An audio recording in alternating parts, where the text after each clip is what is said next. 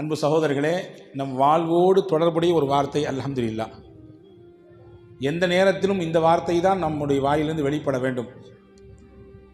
குறையாவே இருந்தாலுமே கூட, கஷ்டமே ஏதோ கொஞ்சம் இருந்தாலும் கூட, சிரமங்களும் நெருக்கடிகளும் நம்மளை சுற்றி இருந்தாலும் கூட அல்ஹம்துலில்லாஹ் அப்படின்னு சொன்னோன்னா நிச்சயமாக அந்த வார்த்தையின் பரக்கத்தினாலே அல்லாஹ் நம்முடைய சிரமங்களையும் கஷ்டங்களுக்கும் தீர்வை தருவான். அன்புக்குரிய சகோதரர்களே, நல்ல உணவை நான் சாப்பிட்றோமா இல்லையா? எத்தனையோ நபர்கள் உலகத்திலே எச்சில் இலையில் கிடைக்கக்கூடிய உணவு தான் அவர்களின் வயிற்று பசியை ஆற்றுகிற உணவு. உலகத்திலே பசியோடி ஒரு புறம் பார்த்தால் அதிகப்படியான டன் கணக்கிலே உணவு விரயமாகிறது. அதே மறுபுறம் பார்த்தால் ஒரு வேளை சாப்பாட்டுக்கு கூட உணவில்லாமல் பசியோடு இரவை கழிக்கக்கூடியவர்களுடைய பட்டியல் லட்சக்கணக்கில் கூடின்னு இருக்கிறது. இப்போ நல்ல சாப்பாடு எல்லாம் தர்றான், அதே மாதிரி நல்ல தண்ணியை குடிக்கிறோம், நமக்கு நினைக்கிற மாதிரி தண்ணி நமக்கு கிடைக்குது. அதே மாதிரி நம்முடைய உடல் உறுப்புகள்லாம் சலாமத்தாக இருக்குது. ஏதாவது அவயங்கள் துண்டாக இருக்கிறதா அல்லது இழப்பு ஏற்பட்டிருக்குதா? இல்லை, அல்ஹம்துலில்லாஹ் ஓரளவுக்கு உடல் உறுப்புகள் சலாமத்தாக இருக்குது. அதே மாதிரி நமக்கு அல்லாஹ் பெற்றோரை தந்திருக்கான். இவங்க தான் பெற்றோர், இவர் தான் அப்பா, இவர் தான் அம்மான்னு நமக்கு தெரியுது. உலகத்தில் எத்தனையோ பேர் தன்னை பெற்றவங்க யாருன்னே தெரியாது, அவங்களுக்கு தான் பிறந்த ஊர் என்னன்னு தெரியாது, நாடு என்னன்னு தெரியாது. அப்படியே நாடோடிகளாக வாழ்பவர்கள் உலகத்திலே உண்டு. அதே மாதிரி அல்லாஹ் தஆலா நமக்கு சந்ததிகளை தந்திருக்கிறான், பிள்ளைகளை தந்திருக்கிறான். எத்தனையோ பேர் பிள்ளை வேண்டும் என்ற ஏக்கத்தில் இருப்பவர்கள் உண்டு. அதே மாதிரி ரப்புல் ஆலமீன் அல்லாஹ் ஏதோ கொஞ்சம் நஞ்ச ஆரோக்கியத்தை நமக்கு வைத்திருக்கிறான். Karim's biryani paradise at liberty and catering services, கோடம்பாக்கத்தின் அறுசுவை அடையாளம். நிறைய பேருக்கு ஆரோக்கியம் ஃபுல்லாக இருக்குது, ஒரு சில பேருக்கு நெருக்கடிகள் இருக்கத்தான் செய்யுது. ஆனால் நீண்ட வருஷங்களாக பல்லாண்டு காலமாக படுக்கையில் கிடக்கக்கூடிய நிலை இருந்து அல்லாஹ் நம்மளை பாதுகாத்துட்டான். இது எல்லாத்துக்காக நீ அல்லாஹுக்கு ஒரு நாளைக்கு எத்தனை அல்ஹம்துலில்லாஹ் சொல்லணும், எத்தனை தடவை அல்லாஹ்விற்கு நாம் நன்றி செலுத்த வேண்டும். அன்பு சகோதரர்களே, நன்றி செலுத்தியவர் நிச்சயமாக ஒரு காலம் அவருக்கு குறை வராது என்று குர்ஆன் சொல்கிறது.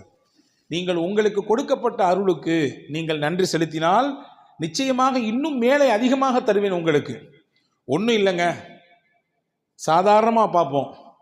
ஒரு நண்பர் தன்னுடைய மாமனார் நல்ல விலை உயர்ந்த வாட்ச், ரேடோ வாட்ச் வாங்கி கொடுத்தார். அதை போட்டு தன்னுடைய நண்பர்கிட்ட காட்டினார். ஐயா, மாமனாருடைய அன்பளிப்பு எவ்வளோ தெரியுமா? 2.5 லட்சம் ஆகும் அப்படின்னாரு.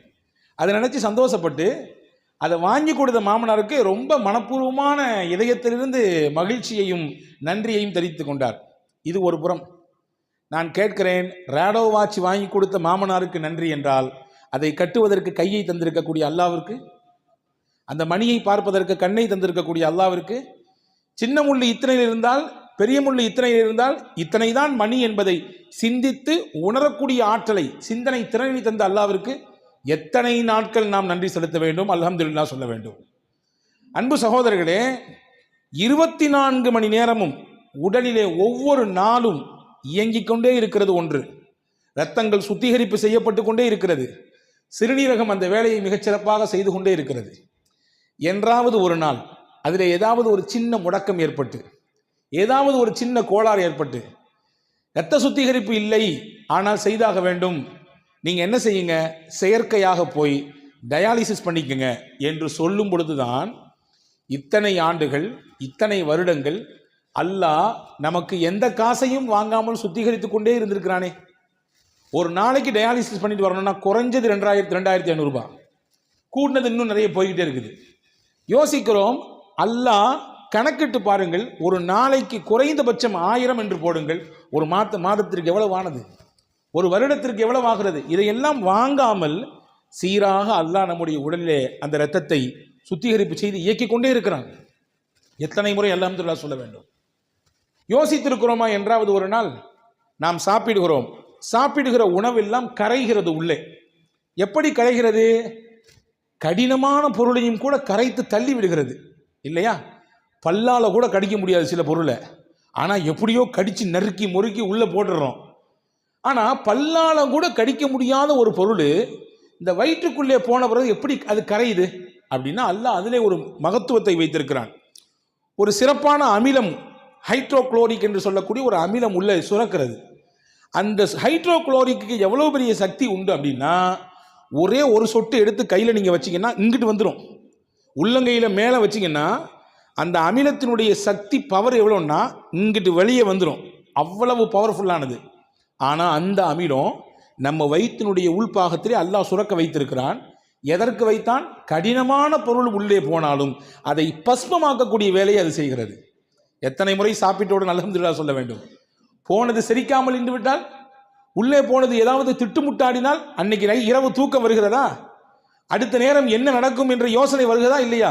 அடைக்கிற மாதிரி இருக்குதே, இங்கிட்டு வேற ஓரமாக வலிக்கிற மாதிரி இருக்குதே, என்ன ஆச்சுன்னு தெரியலையே, யோசிக்கிறோமா இல்லையா? உள்ளே போனது செரிக்காமல் வெளியே வராமல் இருந்தால் என்ன நடக்கும் கதை?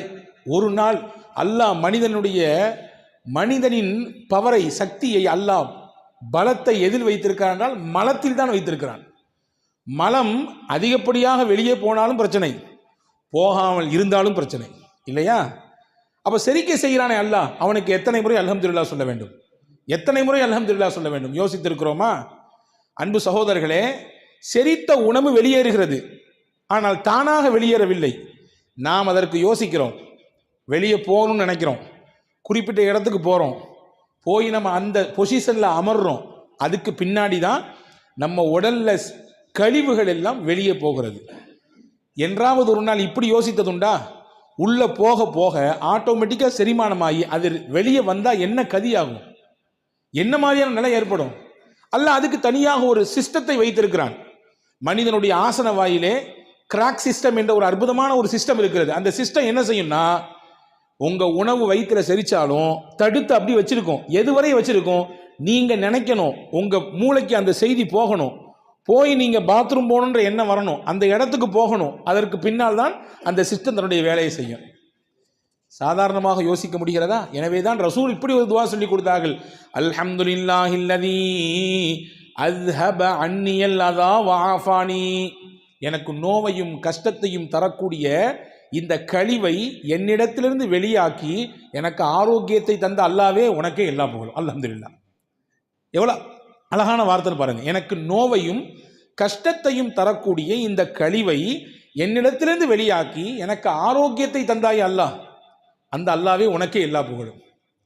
ஒவ்வொரு நிமிடமும் ஒவ்வொரு சனப்பொழுதும் அந்த அல்லாவிற்கு எத்தனை முறை அல்ஹம்துலில்லாஹ் சொல்ல வேண்டும்? யோசித்து பார்க்க அன்பு பெருமக்களே. நாம் குடிக்கும் தண்ணீர், உலகத்தை அல்லாஹ் எப்படி அமைத்திருக்கிறான்? 71% நீர், 29% நிலப்பரப்பு. 71%-த்திலே நாம் குடிக்குவதற்கு தகுதிமிக்க நீர் என்று பார்த்தால் 0.5% தான். மிச்சம் இருக்கிறது ஃபுல்லாமே எல்லாமே உப்பு தண்ணி, அதை பயன்படுத்த முடியாது. அல்லாஹ் சூரா வாக்கையால கேட்குறான். நம்மெல்லாம் ஒவ்வொரு நாளும் சூரா வாக்கையா ஓதணும் வீடுகளில், கண்டிப்பாக ஓதணும். நான் போகிற இடமெல்லாம் சொல்கிறது வாக்கையா ஓதுங்க. நிச்சயமாக எந்த வீடுகளிலே வாக்கையா சூரா ஓதப்படுதோ அந்த வீட்டுக்கு வறுமை வாசலுக்கே வராது. நாங்கள் சொல்லலாம், வீட்டுக்கு வாசலுக்கே வராது வறுமை. அல்லாஹ் அதில் கேட்கிறான், அஃபராயித்துமுல் மா அல்லதீ தஷ்ரபூன். நீங்கள் குடிக்கிறீங்களா அந்த தண்ணியை பார்க்கலையா? அன்தும் அன்ஸல்துமூஹு மினல் முஸ்னி அம் நஹ்னுல் முன்ஸினூன். மேகங்களுக்கு இடையிலிருந்து நீங்கள் அதை இறக்கி கொண்டு வருகிறீர்களா அல்லது நான் இறக்குகிறேனா? லவ் நஷாஉ ஜஅல்நாஹு உஜாஜன் ஃபலௌலா தஷ்குரூன். நாம் நினைத்தால் உங்கள் குடிக்கும் நீரையும் உப்பு நீராக மாற்ற முடியும். நீங்கள் குடிக்கும் நீரையும் உப்பு நீராக மாற்ற முடியும். எனவே நல்ல ஸ்வீட் வாட்டர் தர்றது அல்லாஹ் தானே. அந்த அல்லாவிற்கு அந்த தண்ணீரை குடித்து முடித்தவுடன் நாம் அல்ஹம்துலில்லாஹ் சொல்லுகிறோமா? யா அல்லாஹ், தாகத்தோடு இருந்தேன். ஹாரூன் ரஷீத் பாஷாவை பற்றி ஒரு செய்தி வருது. அவருடைய சபைக்கு ஒருத்தர் வந்தாராம், ஒரு பெரியவர், பார்ப்பதற்கு ஒரு நல்ல தோற்றமுடையவர், நல்ல மனிதர். வந்த உடனே ஹாரூன் ரஷீத் பாஷா கேட்ட, பெரிய மகா சக்கரவர்த்தி அவர், அப்பாசிய ஹலீஃபாக்கள் ரொம்ப பெரிய முக்கியத்துவம் வாய்ந்த ஒரு ஹலீஃபா ஹாரூன் ரஷீத் பாஷா. இப்போ அவர் சொன்னாரம்மா, நீங்கள் ஏதாவது எனக்கு உபதேசம் செய்யணும், நீங்கள் ஏதாவது நல்ல விஷயம் சொல்லுங்கள், நான் கேட்கணும், எனக்கு ஆசையாக இருக்குது அப்படின்னு சொன்ன உடனே அவர் கேட்டாராம், நாளைக்கு மறுமையில் உனக்கு ரொம்ப கடுமையான தாகம் இருக்குது, ஆனால் தண்ணி எங்கேயுமே கிடைக்கல, ரொம்ப டிமாண்டாக இருக்குது தண்ணி, ஆனால் உனக்கு தாகம் தீரலை, உனக்கு தண்ணி வேணும், என்ன செய்வ நீ அப்படின்னு கேட்டாராம். உடனே அவர் சொன்னாராம், என் ஆட்சியில் பாதியை கொடுத்தாவது ஒரு டம்ளர் தண்ணி வாங்கி குடிச்சிருவேன், என் ஆட்சியை பாதியை கொடுத்தாவது நான் தண்ணியை வாங்கி குடிச்சிருவேன் ஒரு டம்ளர். சரி, ரொம்ப சந்தோஷம். அடுத்து கேட்டாராம், குடித்த தண்ணி வெளியாகலை, உள்ள குடிச்சல, அந்த தண்ணி சிறுநீர் வழியாக வெளியே போகணுமா கூடாதா? உள்ள தேவையான மினரல்ஸ் எல்லாம் உடம்புக்கு போயிட்டு எதுவெல்லாம் உடம்பிலே கெட்டதாக இருக்கிறதோ கழிவாக இருக்கிறதோ அதுவெல்லாம் சிறுநீர் வழியாக வெளியேறணும். வெளியேற மாட்டேங்குது. பெரிய கஷ்டமா இருக்கு. அதுல என்ன செய்வேன்னு கேட்டாராம். எப்படியாவது மருத்துவர்கள் வச்சு முயற்சிப்பேன், கிடைக்கல, என்ன செய்வேன்? என் ஆட்சியில பாதியை கொடுத்தாவது நான் என்னுடைய உள்ள போன தண்ணியை வெளியேற்றுறதுக்கு என்ன வழி உண்டோ அதற்கான ஏற்பாடு உண்டோ செய்வேன். உடனே அந்த பெரியவர் சொன்னாராம், பார்த்துக்கப்பா, உன் மொத்த ஆட்சியும் 1 டம்ளர் தண்ணி இருக்கு, முடிஞ்சு போச்சு. உன் மொத்த ஆட்சி எதுக்கு தான் சமம்? 1 டம்ளர் தண்ணீருக்கு தான் சமம். அல்லாவை பயந்து அல்லாவுக்கு நன்றியோடு வாழ்ந்து கொள். எல்லாம் இருக்கு, என்கிட்ட கார் இருக்குது, நல்லா படிச்சிருக்கேன், நிறைய பேங்க் பேலன்ஸ் இருக்குது, அல்ஹம்துலில்லாஹ் போதுமான அளவுக்கு சொத்து இருக்குது, என்ன வேணாலும் பார்த்து அப்படின்ற மனப்பால் குடிச்சிட வேண்டாம்.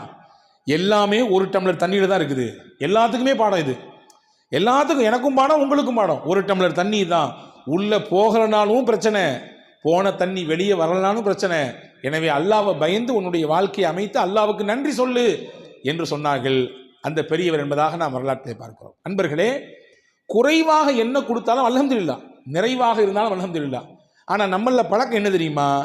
எது நமக்கு கம்மியாக கிடைச்சதோ அல்லது எது கிடைக்கலையோ அதை நினைச்சு அங்கலாய்ந்து கொண்டே இருப்போம். ஏதாவது ஒரு சின்ன பிரச்சனைனாலும் அதை பற்றி புலம்பி தள்ளுவோம். எப்படிங்க இருக்கிறீங்கன்னு யார்ட்டையாவது கேளுங்களேன். இங்கே அல்ஹம்துலில்லாஹ் நீங்கள் சிறப்பாக சொன்னீங்க, வெளியே கேட்டு பாருங்க, எங்க ஜரத், முதுகு வலி, மூட்டு வலி, அங்க வலி, இங்க வலி, கடையில பிரச்சனை, வீட்டுல பிரச்சனை என்று நமக்கு எதுவெல்லாம் குறையோ அதை மட்டுமே வெளிப்படுத்துவோம். நிறையின் பக்கத்தை பார்க்கவே மாட்டோம். அன்பர்களே, எது கிடைக்கிறதோ அது குறைவானாலும் அல்ஹம்துலில்லாஹ் என்று சொன்னால் அல்லாஹ் நிறைவாக தருவான். பாருங்கள், ஒரு செய்தியோடு முடிக்கிறேன். பெருமானார் ஸல்லல்லாஹு அலைஹி வஸல்லம், முஸ்னத் அஹமதில் இந்த ஹதீஸ் வருகிறது. ரசூல் ஸல்லல்லாஹு அலைஹி வஸல்லம் வீட்டோடய ஒருத்தர் போனார். ரசூல் ஸல்லல்லாஹு அலைஹி வஸல்லம் என் கையில் கொஞ்சம் பேரிச்சம்பழம் வச்சுருந்தாங்க. அதில் ஒரு பேரிச்சம்பழத்தை எடுத்து அவர் கையில் கொடுத்தாங்க. ஒரே ஒரு பேரிச்சம்பழம், இதை வாங்கிட்டு என்ன செய்கிறது அப்படின்னு திருப்பி கொடுத்துட்டார். அதை என்ன செஞ்சார்? வாங்கி கொடுத்தது நீங்களும் நானும் அல்ல, இறை தூதர் முகமது ஸல்லல்லாஹு அலைஹி வஸல்லம். வாங்கியிருக்கலாம். அவர் ஒன்றை வச்சு எப்படி என்ன ஏதாவது யானை பசிக்கு சோள புரியன்னு கேட்பாங்கல்ல, அந்த மாதிரிலாம் கதையாக இருக்குன்னு நினச்சி கொடுத்துட்டாரு திருப்பி. ரசூல் சிரிச்சுக்கிட்டே இருந்தாங்க. அவர் போயிட்டார். இன்னொருத்தர் வந்தார். அதே மாதிரி ரசூல்லா கொடுத்தாங்க ஒரு படத்தை எடுத்து கையில். அவர் ரொம்ப பவ்யமாக குனிஞ்சு வாங்கிட்டார். நபி ஸல்லல்லாஹு அலைஹி வஸல்லம் தர்றாங்க. கொடுத்தது உங்களுக்கான சின்ன பழமாக இருந்தாலும் தர்றது அல்லாஹ்வின் தூதர். எனவே ரொம்ப மரியாதையாக வாங்கினார். ரசூல் ஸல்லல்லாஹு அலைஹி வஸல்லம் என்ன செஞ்சாங்க? உள்ள உம்மு சலமா ரதியல்லாஹு ஒருத்தர் ஒரு பிள்ளையை அனுப்பி ஒரு 40 திர்ஹம் கையில் இருக்கு, வாங்கிட்டு வாங்கினாங்க. உள்ள உம்மு சலமா அம்மாட்ட 40 தங்க காசு இருக்கு, வாங்கிட்டு வாங்கினாங்க. அந்த புள்ள போய் வாங்கிட்டு வந்தார். ரசூல் ஸல்லல்லாஹு அலைஹி வஸல்லம் அந்த ஒரு பேரிச்சம்பழத்தை ரொம்ப அருமையாக வாங்கி அல்ஹம்துலில்லாஹ் சொன்னார்ல, அவர் கொடுத்தாங்க. நீ அல்ஹம்துலில்லாஹ் சொன்னதுனால அல்லாஹ் உனக்கு கொடுத்த கிஃப்ட் இதுன்னாங்க. கிடைச்சது கொஞ்சம் தான் நினைச்சு நீ அங்கலாயவில்லை, நீ வருத்தப்படல, நீ அதை நினைச்சு புலம்பல, இதை வச்சு என்னத்தை பண்றது அப்படின்னு நினைக்கல. ரசூல் கொடுத்துருக்காங்க அல்ஹம்துலில்லாஹ் என்று சொல்லி வாங்கிட்டல்ல, அல்லாஹ் உனக்கு 40 திருப்பி தர்றான். நீ சொன்னதுக்காக வேண்டி அல்லாஹ் கொடுக்குற 40 அப்படின்னு சொல்லி ஒரு ஹதீஸ் சொன்னாங்க. மா நஅமல்லாஹு அலா அப்தின் நிஅமா ஃபகால அல்ஹம்துலில்லாஹ் இல்லா கானமா உஅதிய கஸீரம் மிம்மா உகித. அல்லாஹ் எந்த ஒரு அடியானுக்கு தன் புறத்திலிருந்து ஒரு அருளை கொடுக்கிறானோ அதை வாங்கி கொண்டு அவர் அல்ஹம்துலில்லாஹ் என்று சொன்னால் கொடுத்ததை விட அல்லாஹ் அதிகமாக கொடுப்பான். என்ன கிடைத்ததோ அதை விட அல்லாஹ் அதிகமாக கொடுப்பான். இதுதான் பழக்கம். இந்த உயர்ந்த பண்பு முஸ்லிம்களிடத்தில் இருக்க வேண்டும் என்று குர்ஆன் விரும்புகிறது. எனவே சொர்க்கவாதிகளின் பேச்சாகும் மூச்சாகும் அல்ஹம்துலில்லாஹ் இருக்குது. நீங்களும் உங்களுடைய வாழ்க்கையில உங்க அல்ஹம்துலில்லாஹ்வை நீங்க பேச்சாகும் மூச்சாகும் அமைத்து கொண்டால் உங்களுக்கும் அந்த உயர்ந்த சொர்க்கத்தை போய் சென்றடைய முடியும் என்கின்ற அழகிய விஷயத்தை அல் குர்ஆனிலே சூரா யூனுஸ் என்கின்ற அத்தியாயத்தின் இந்த வசனத்தின் வழியாக நமக்கு அல்லாஹ் எடுத்து எம்புகிறான். இன்ஷா அல்லாஹ் சொல்லலாமா? எல்லாரும்